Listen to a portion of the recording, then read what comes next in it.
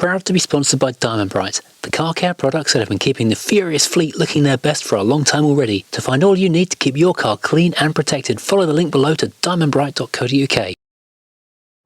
You join me today driving a car I've been more excited to get behind the wheel of than almost anything else in the last 10 years. This is the Alfa Romeo Giulia Quadrifoglio.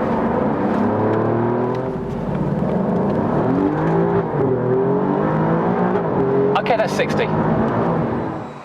This is the 2020 Alfa Romeo Giulia Quadrifoglio, the pinnacle of the Alfa Romeo range. And I say pinnacle because Alfa Romeos are all about sports cars and sports saloons. So although the Stelvio is perhaps a little bit more expensive, in my eyes, this is the crowning glory of Alfa Romeo's range. Now, the beautiful 159 was discontinued in 2011. The triple stacked headlight design from Giugiaro was an absolute masterpiece and a hard act to follow. And it actually took 5 years for Alfa to come up with a solution to what they were going to replace the 159 with. And all us Alfisti who traded in our 159s and wanted a new full-size saloon or estate were just sitting there waiting, kicking our heels, waiting for the new, exciting saloon sedan estate to arrive. And there was lots of rumours. Was it going to be a front-wheel drive car based on the old 159 platform? Then there were rumours of a 300C based car, rear-wheel drive. That was exciting, but 300C, not the most dynamically perfect car for an Alfa Romeo to be based on. Rumours abounded and Sergio Marchionne cancelled many of them. And finally in 2015, this was unveiled. Front engine, obviously, but a longitudinal front engine because it's rear-wheel drive. This is what the Alfisti have been crying out for. It was finally going to be delivered. This was all done in-house by Central Stile. This has gone away from the straight edges and the stark front of the 159 and gone more aggressive looking. And whereas BMW have maybe gone a bit over the top with their new grills, the Alfa grille has also grown but stayed more in proportion with the front of the car, and so it just looks aggressive and exciting. Now, the Giulia was already an incredibly beautiful car even before they turned it into this. Just look at this amazing styling. It's just all ellipses. That first kind of bubbling bulge, which is the bonnet area, then into the second bulge of the roof line, which is just one long sweeping curve, into the boot, which is yet another curve. This thing is just a symphony of swoops and curves, and that's before you even start on the extra little details that the QF has given it. Those massive 19-inch rims, the carbon fibre aero at the front, those huge side sills, and that rear bumper and the air dam underneath it. And of course, those quad exhausts are standard on the QF. There aren't many options you can choose on this car. One of them is an Akrapovic titanium quad exhaust for £3,500, which enhances the sound a little bit. You can get ceramic brakes for £5,500, but to be honest, the standard ones are more than good enough unless you're going on the track a lot. And there's a set of Sparco carbon fibre backed sports seats, which are apparently some of the most comfortable sports seats in the world. Well, of course, being an Alfa, you would expect that. Just looking around the exterior, this car is just loaded with details. The little white LED lights in the door handles just glow in the dark. New on the facelift are the dark tinted LED tail lights. So externally, they've really taken an approach of if it ain't broke, don't fix it, because frankly, it ain't broke. It still looks fantastic even after 4 years. And under the skin, it's only a 4-year-old car still, so it doesn't really need a lot of tweaking. There's a little bit more power now, making 510 horsepower. But the big changes are inside, the infotainment and that kind of thing, which needed an update and a refresh. Here at the front, things that are good, that have stayed the same. We still have this big carbon fibre splitter, which is actually active aero, improving the airflow through the car at different speeds. And of course, the carbon fibre bonnet. Whereas the 159 was criticised for being too heavy, the Giulia has gone the other way in terms of lightness. So much carbon fibre and aluminium in this car.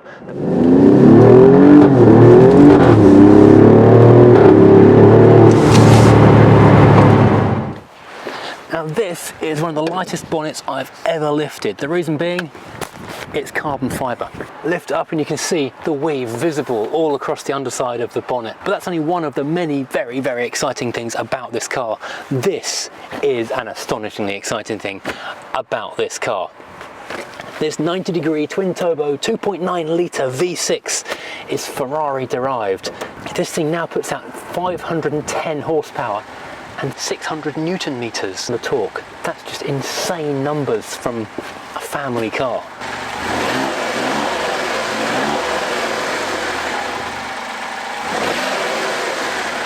Well, this turns a family car into a super saloon, doesn't it? Just look at this thing. I know it's all plastic and stuff in the way, but even the plastic's a work of art. I wonder if you can get kind of shiny metal dress-up kits for this like you could on the old Busso engine. Okay, so the inside of this car is a really special place. There's always a danger when manufacturers turn a regular ordinary saloon into a super saloon that it just doesn't feel special enough. Like things like the BMW M series, where they've got the same steering wheel going all the way down to the M13 something or other ordinary car, all the way up to the proper pure blood M cars. It's got the same steering wheel. This is not. This makes you feel like you've climbed into something really, really special. I mean, the Giulia is a great starting point anyway, because the interior of any Alfa is always going to feel a bit better than the interior of almost any other car you want to climb into, because the leather, the design, the style, the attention to detail is always just a little bit more. But then you step into this and wow, it is a whole other world. The materials, the design, everything is all just so good, so well thought out, so perfect for this car. Like the exterior of the car, there is a lot of carbon fibre going on, and this isn't stick-on 3M wrap. This is actual proper carbon fibre here in the dashboard, the centre console, the door trim details. Even the cup holders are surrounded in carbon fibre. This is amazing. And where it isn't carbon fibre, you've either got a small amount of good quality soft touch textured plastic or rubber, or more likely you've got leather. Look at this gorgeous dashboard sweeping across on big gorgeous swoop, because most of the upgrades in the 2020 car aren't external, they're inside here. Early cars, they had criticism of being slightly too not quite solid enough controls, and the infotainment and the driver aids weren't really cutting it compared to more cheaper cars. Basically, the new version has got everything right. It's all upgraded to the latest technology, the latest gadgets, the latest everything you could want, and the fit and finish and feel of all the controls that you touch are as good as anything else you're going to find. So let's do our usual walk around of the interior and see what we've got. Well, first of all, the door. The door top is this lovely soft touch leather. All the leather that's been used is this delightful, smooth, soft touch stuff. It's absolutely wonderful. Alfas have always used great quality leather, and this is no exception. And you'll notice this white and green double stitching which extends onto the dashboard. The Italian flag motif is elsewhere. It's here by the gear shift as well. You just have to imagine the red bit, or think of the paintwork outside. This bit of leather is a two-piece part. It swoops down, and that line actually carries on the rear door. In the lower half, we have this carbon fibre surround for the solid metal, very long sort of strike of a door handle, which has got the central locking switch in the centre of it.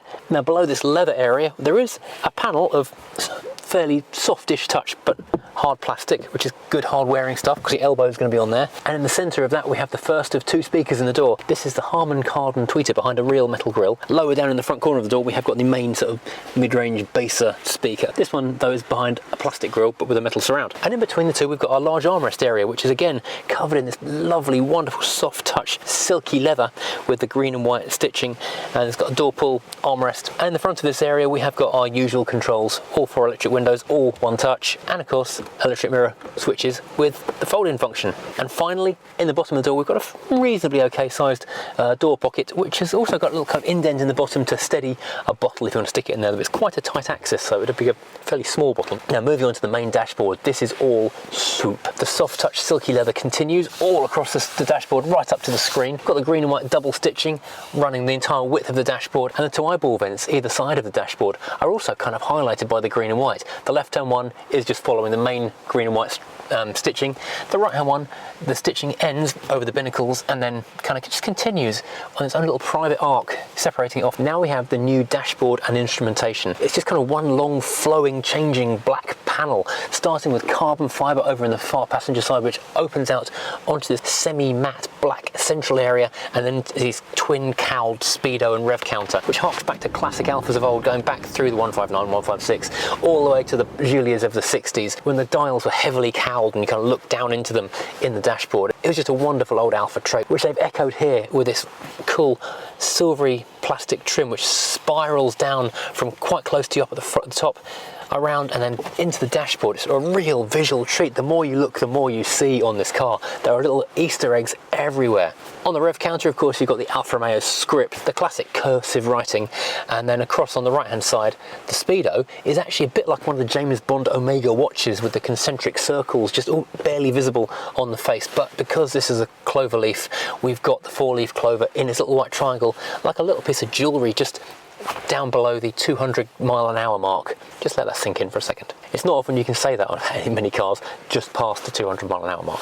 When you climb into the car, this big black plain blank panel awakens. The dials do their dial sweep, the Alfa Romeo logo rotates and appears out of the darkness, and then you get your home screen. This is one huge touch screen all across the center area, and it's easy, intuitive and clear system they've used, because they've broken up all the functions into apps, if you like, which I believe you can move around, you can add to. So you've got all the usual functions. You've got the DAB radio, sat nav powered by TomTom, so you know it's a good system. Your phone controls, keep turning this big dial down in the center, driver assistance, because there's lots of driver assistance to talk about in a second, the climate, performance factors, so you can tell about the boost, torque, oil pressure, that kind of thing, vehicle information, connected, all the other settings, and you can pick 3 of these to be on the screen at one time, or you can select one, so you can choose to have the entire screen with one or split between multiple functions. And then of course we have our secondary screen between the 2 dials. This is another new improvement on the car. This is quite a large full color screen which gives you speed, information about the driver assist modes, time, mileage, all the usual things that you'd expect to find. And we'll come back to all these driver aid systems in a minute, because first of all we need to talk about this steering wheel, because there's a heavy Ferrari influence in this car. The V6 engine in the front is one obvious example. You climb in, you see the steering wheel. It's leather rimmed, flat bottomed, carbon fiber lower section, aluminium and Alcantara inserts, and the matte black and metal Alfa Romeo logo in the center. But the thing that really grabs your attention is the start stop button here under your left hand thumb on the corner of the steering wheel. That is so Ferrari, as are these tall, graceful metal paddle shifters here. Left is down, right is up, so you can take control of the 8-speed transmission. It's a small wheel, and the lock to lock is really short, so you can sit here and just turning almost just your elbows and take it to the sharpest of chicanes and tight corners. Now behind these long, slender aluminium shift paddles, we've got the usual stalks, indicators and main beams on the left, and wipers, typically obscure Alfa Romeo design wipers on the right hand side. Of course you also get the menu button on the right hand side and cruise control functions on the left hand side. Moving down to the right hand side, we've got our light controls, a large dial, kind of rubber and plastic. This is the only dial which actually feels slightly wobbly, if anything, on the dashboard, to be honest. A spring-loaded parking light function on the left, up to off, auto, dip beam, and pushing the button in the center to get your fog lights on. Also hidden down beside there, we've got our functions for turning parking sensors and auto start stop off. While we're in this area, I will mention one slightly confusing but very basic control, which is the bonnet release. If you open the handbook and look up how to open the bonnet, it says there's a large D-shaped ring down here on the side of the A-post or inner area. It's not. I spent a long time looking for this. I had to Google it in the end. It's a tiny, tiny paddle underneath the flat above the foot pedals. It's hidden there, and that's how you get into the engine. Now below this big, and I have to say very, very clear screen, we've got 2 large air vents, and below them are the heating and ventilation controls, which are not too complicated, and they feel a lot more solid than I seem to remember the earliest cars I sat in a couple of years ago.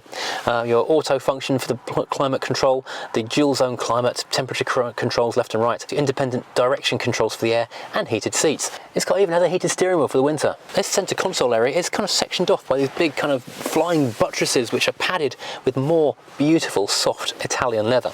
And inside there we've got a couple of things. We've got a USB socket and a 12-volt socket in there.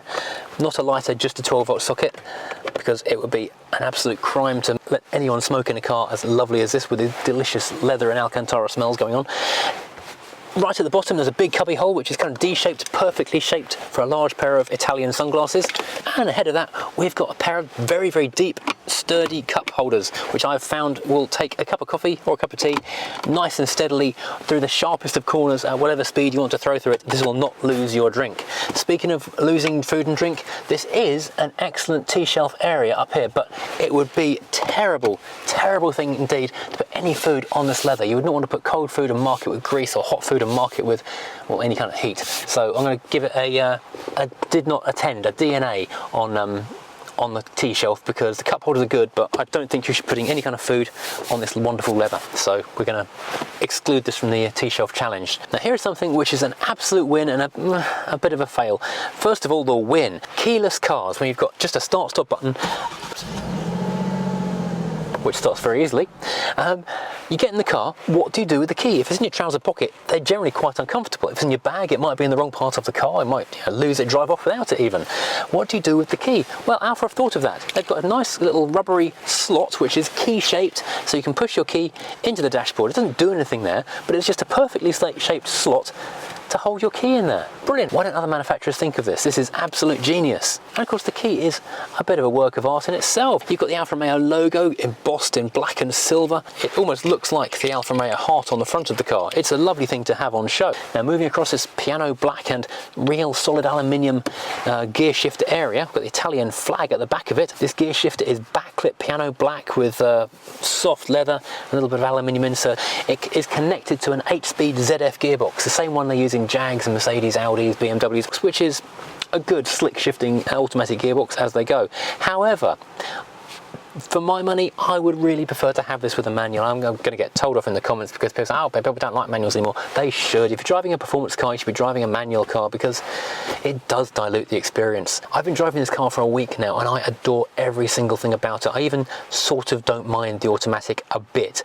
But every time it's just doing that kind of zhup, zhup, zhup acceleration which automatics do, I'm just thinking, I wish I was involved in this. I wish I could be doing, I wish I was taking part in it.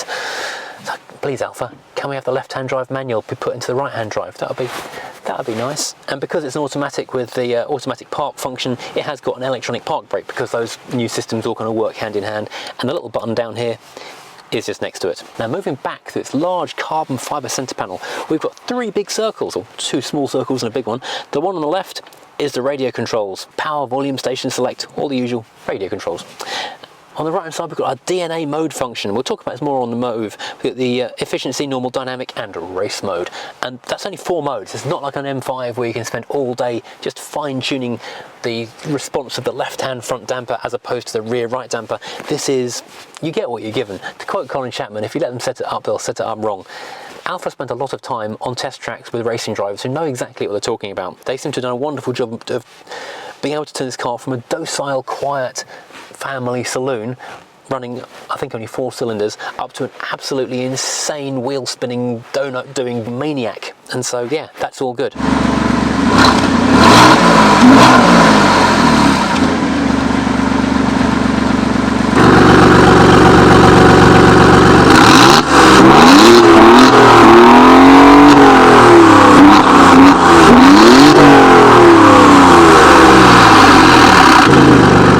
Finally, the large big dial with a home button and a settings cog next to it. This is the main controls for all your onboard computery stuff. Then we have our armrest cubbyhole area.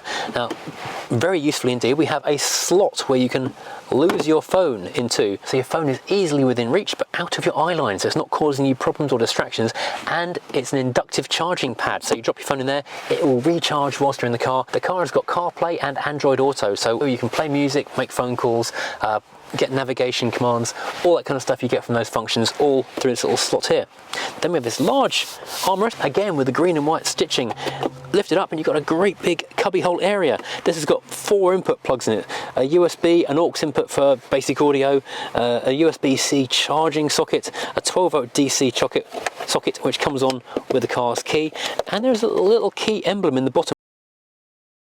At night, these previously hidden lights come to life and give the whole console so much depth and interest. Now we get into the new technology which Alfa has added to the car. This has really come a long way. It was criticised previously for not being as loaded with tech as rivals and even cars lower down in other ranges. But now we've got pretty much everything you could wish for. As well as cruise control, we've got adaptive cruise control. That also transforms into traffic jam assist so the car can shuffle itself along in traffic jams. It's got lane keeping assist, but it's also got an intelligent lane keeping assist, so it will follow the curve of a motorway by keeping itself within the lines of a lane. And it can combine that with adaptive cruise, so as long as you keep your hands on the wheel, the car is virtually autonomously driving itself. That's quite a big development. As well as that, we've got the usual other technological things you would be expecting in a car like this. We've got blind spot monitoring, we've got a reversing camera in this big screen, we've got front and rear parking sensors, all the things you would expect. Now the standard cooking model Giulias have very nice seats, but these seats are another level. You climb into the car and you are faced with Alcantara and leather seats, big bucket arms that just wrap around you and just completely contain you in the seat. You sit very low in the car as well, so you are absolutely surrounded and enclosed, ensconced by the car, so you feel like you're very much part of it. They are of course all electric in every way you can think of. They are memory seats of course as well, and when you turn the car off, the driver's seat moves itself backwards to make getting out easier. When you turn the car on again, the seat rolls forward again to get you back into your driving position. The boot is actually quite tight. I know it's only a saloon car, not an estate or a hatch, but even so, it's quite narrow because the wheel wells intrude into it, and it's not that tall either because the height of the rear window comes a long way back, and the aperture into it is quite small too. It's okay for general use, but if you want a big load lugger, this might be the wrong car. Excuse me. Now, first of all, Quadrifoglio is quite a hard thing to say, so I'm going to call it a QF. So the first thing you notice when you get into the QF and start driving it is, first of all, how low you are sitting, and secondly, how big the car feels around you. But sitting so low down, it does accentuate the sporty nature of the thing, but it does mean you're also very aware of how wide the car is. Because although the standard Giulia isn't massively wide, with this one you've got those huge 19-inch rims which look absolutely amazing, I have to say, and of course those great big carbon fibre sill extensions which again look fantastic, and I wouldn't have the car any other way, but you're just so aware of them all the time, and how potentially vulnerable they are if you're manoeuvring the thing. Maybe if I owned the car I wouldn't be so worried. Maybe if it's just the thought of giving it back with a scratch on it that's making me worry more than perhaps I should. Now the 159 was criticised for feeling too heavy.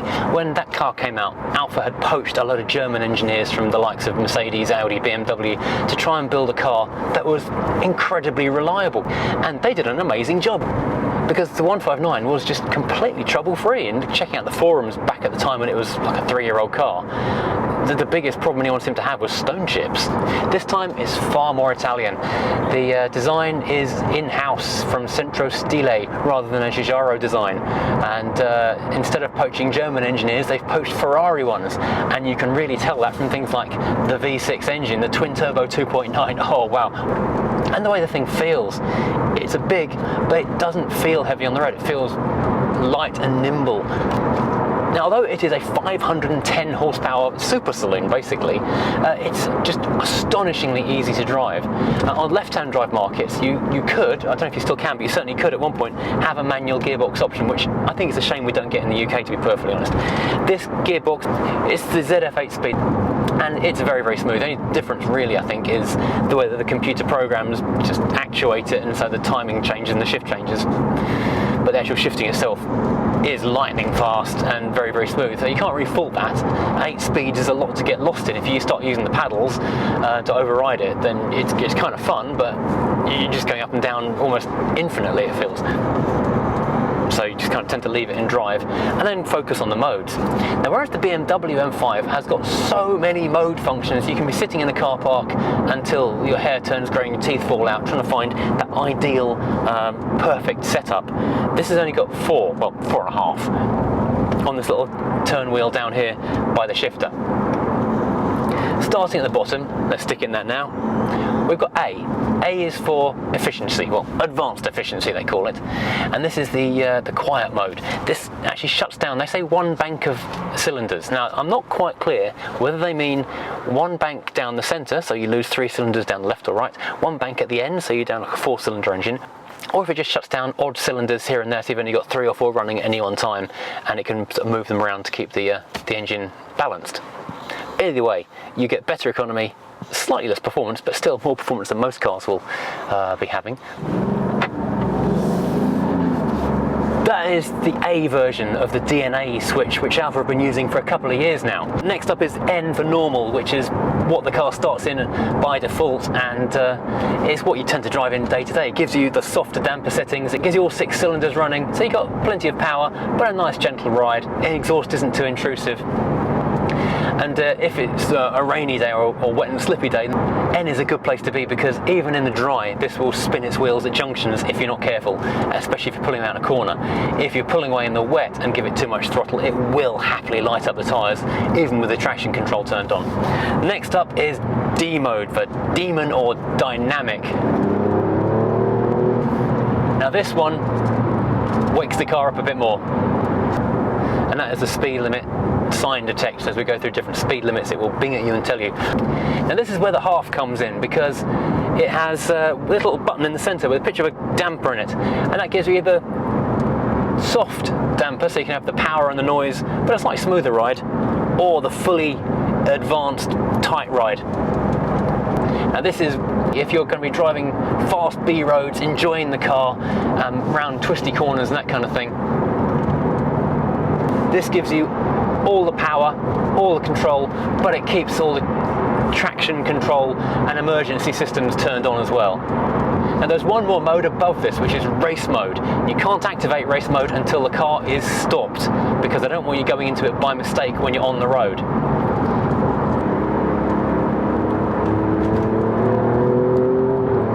Because race mode turns off all your safety nets. You're on your own then, and they'd rather you didn't fall off the road.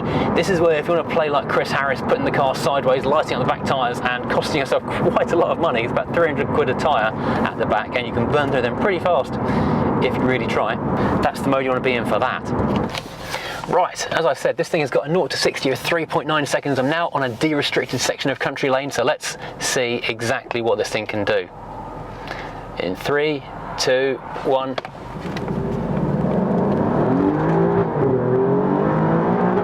Okay, that's 60.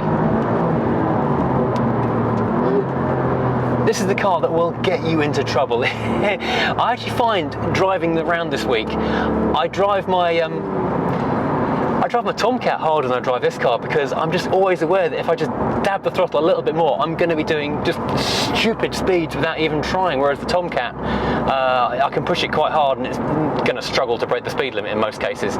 So it's a car you have to really watch yourself in. And fortunately, we've got all these driver assist systems which have been added to the car. Now, as soon as the Giulia appeared, we all knew it was a devastatingly beautiful car. That was never in any doubt at all. But when the QF arrived, it suddenly became a whole different beast, and that fantastic 2.9 litre V6 is just a wonderful thing. It doesn't sing the same way the old Busso used to, but it delivers power in a way that Busso could never dream of. So to that end, this car has now got a 0 to 60 time of 3.9 seconds, and it will go on to 190 miles an hour, which is just phenomenal. I mean, I know it is a super saloon, but those numbers for something which you can have as a 2 litre diesel is just ridiculous. After you've put a few miles on this thing, you do kind of get used to the size of it, and it does shrink around you a little bit more, as cars always do, but you are still always ever conscious of all those carbon fibre bits, because to make this car lighter, they've gone heavy on the carbon fibre. They've got that active aero lower splitter on the front bumper, there's the stuff on the back, the carbon on the side skirts, it has a carbon prop shaft, it's all around you. And of course the bonnet is fully carbon as well. If you're sitting here in the driver's seat, you can actually see the weave on the back of the panel. And in order to keep the car lighter, they've also gone in and used aluminium for the doors and for the front wing, and a lot of the suspension components as well.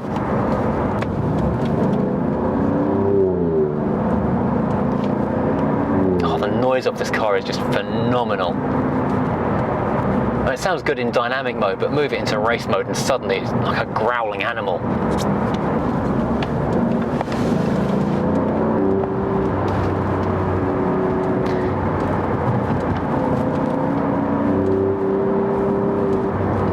One thing which is probably not great for your economy, but is quite fun to actually be doing, is that when you're in dynamic mode, it will hold you in the lower gears a bit longer, so you get that fantastic exhaust note just rumbling in the background, which is a good thing in my book.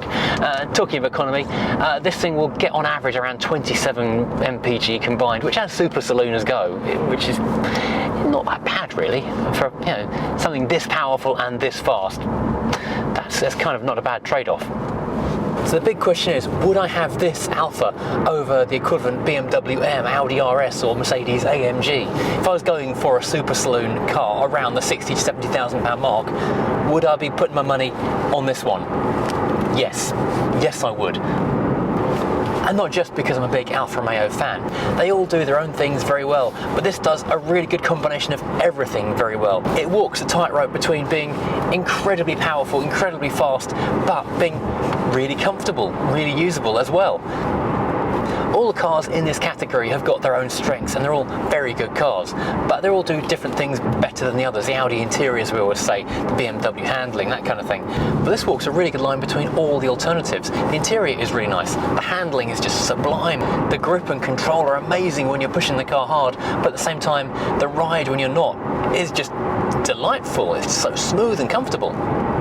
Of course, with the Alfa Romeo logo, the badge on the front, there's none of the baggage you get with the German brands. There's no judging the way people maybe sort of look at an Audi or a BMW. It doesn't happen with the Alfas.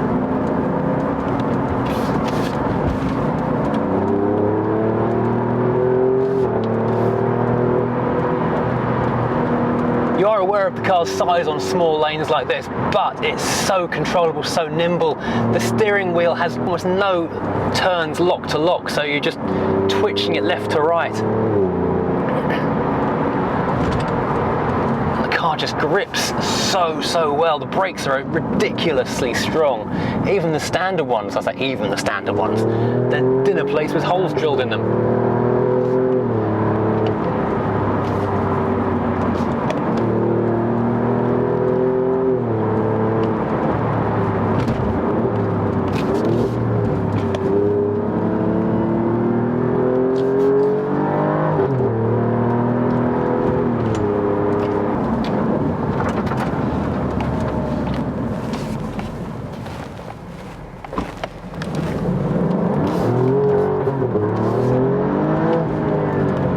It's impossible not to launch it every now and then just at the scenery and grin like an idiot because it's just so fast, and listen to that crackle on the overrun. Oh, what a car. I could keep talking about digital stuff and infotainment and things, but the stuff that made this car amazing when it first came out is still here, and it's still fantastic. Having sort of lived with this car for about a week now, the only thing that really bugs me about it is that every time you get in and out, those big sills, which look fantastic, are quite big to step over. You're always very conscious of just kicking them as you step over them. You don't want to be damaging the carbon fibre with the soles of your shoes as you stomp over them. I think my dream garage has just become an Austin 7, a Crown Victoria, and one of these. In terms of practicality, it's actually pretty good as saloons go. The boot isn't the biggest in class, probably by a long way if I'm honest, but the back seat is pretty decent. You can put a child seat in there, there's not cramped feet and complaints from the back of the car, so that's all right. Up front, these sports seats, although they are really grippy and very tight and supportive, they're actually very comfortable. You sort of sit in the car for a while and you're not being made to ache or hurt or twist in any unfortunate, uncomfortable manner. It's just nice. Yeah, I would definitely buy one of these. It's got the straight line power, it's got the handling, it's got the interior, and the looks. The looks are just fantastic on this thing.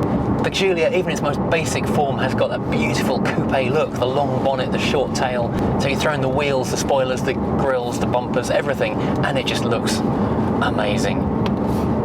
I would say it's the best looking car in its class by a long way. So I hope you've enjoyed coming for a ride in this absolutely incredible Alfa Romeo. The first rear-wheel drive Alfa in 20 years. The most